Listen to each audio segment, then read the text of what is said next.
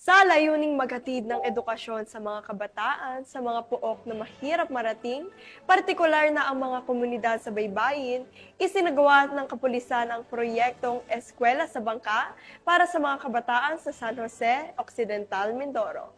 Magbabalita dyan si Patrolwoman Eloisa Beredo. Isang makabagong programa ang isinagawa ng Occidental Mindoro Maritime Police Station sa pangunguna ni Police Corporal Novi Anjoy T. Di Masuay sa ilalim ng pangunguna ni Police Major Efren B. Oco. Ang programang School in a Boat ay ginanap sa dalampasigan ng Barangay San Roque 1 na layuning magbigay ng edukasyon sa mga batang hindi nakakapag-aral sa malalayong lugar. Tampok sa aktibidad ang mga aralin tungkol sa paglikha ng Diyos at ang ating pananagutan at ang pagkulay at pagguhit ng iba't ibang likas na yaman.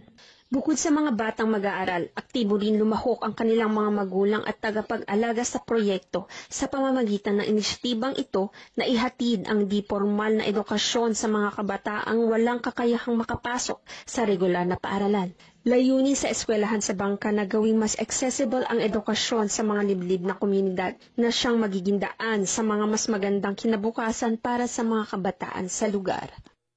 Mula dito sa Calapan City, Oriental Mindoro, ako ang iyong PNN Correspondent, Patrolwoman Eloisa Joy Beredo. Nagad ng batas, nagataguyod ng balita.